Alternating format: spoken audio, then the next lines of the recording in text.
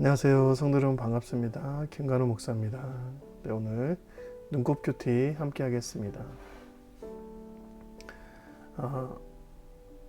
오늘 말씀은 창세기 26장 12절부터 22절까지 말씀입니다.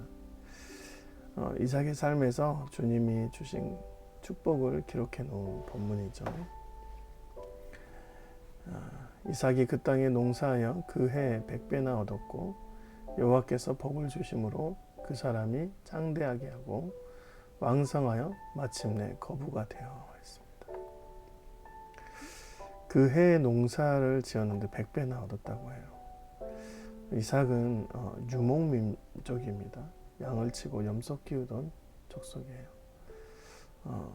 풀이 있는 곳에 양들을 풀어놓고 먹이고 또 그곳에 이제 풀이 없어지면 이동하는 장막을 걷어서 이동하는 그런 수동적인 유목민족이에요. 하나님께서 그 땅을 떠나지 말라고 하셔서 그 땅에 있는 곳에서 농사를 지었어요.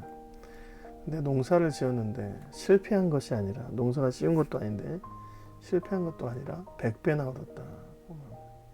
작물을 100배나 얻었어요. 여호와께서 복을 주신 거죠. 그리고 재정이 막 쏟아지는 것처럼 창대하고 왕성하게 된다. 그래서 큰 부자가 됐다. 그냥 부자도 아니고 큰 부자가 됐다. 이 상황에서 우리가 봐야 될 것은 그가 부자가 된 것이 중요한 게 아니죠. 하나님께서 함께 하셔서 복을 주심으로 창대하고 왕성하게 된 것입니다.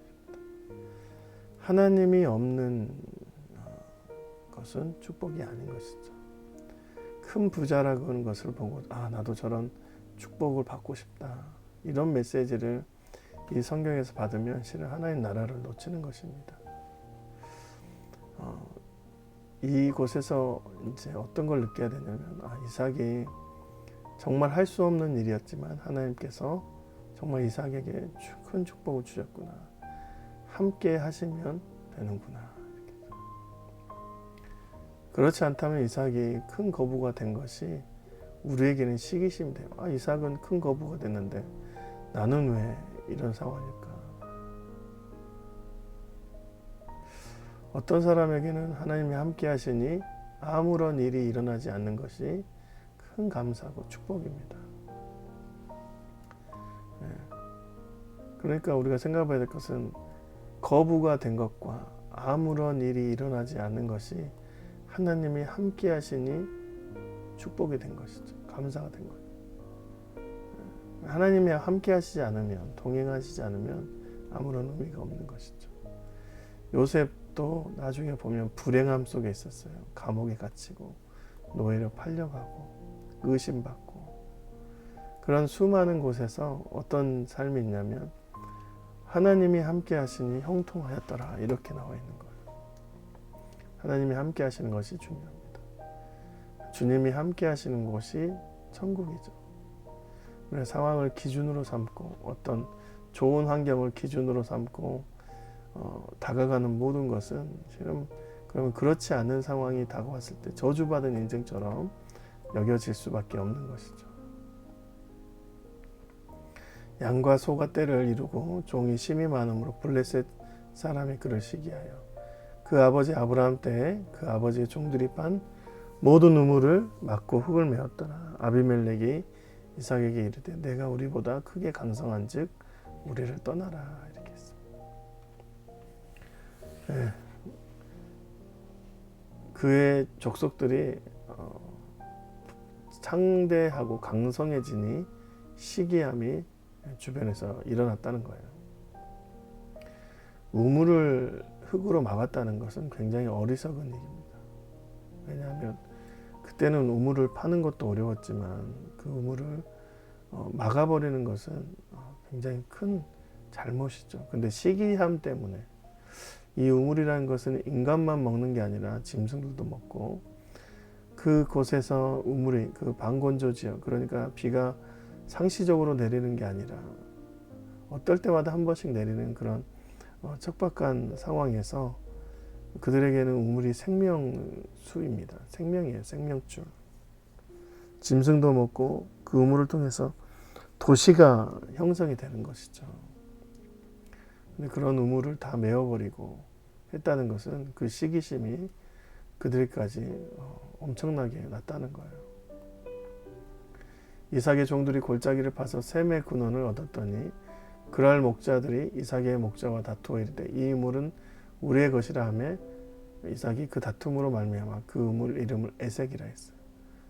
이삭이 폈는데 우물을 파게 됐습니다. 그래서 시기함이 생긴 것이죠. 시기심이 생겼어요. 그래서 뺏어갑니다. 그래서 에색, 다툼이란 우물을 만들어내죠. 한 번 더 팝니다. 또 다른 우물을 팠더니 그들이 또 다툼으로 그 이름을 신나라 했다. 신나는 다툼보다 더 센 의미예요. 적대적이다. 적대의 우물. 옮길 때마다 위협이 생긴 것입니다. 이삭의 우물을 파가지고 그것이 셈의 근원이 나온 것 자체가 어마어마한 기적인데 그것을 3번이나 경험한 것이죠.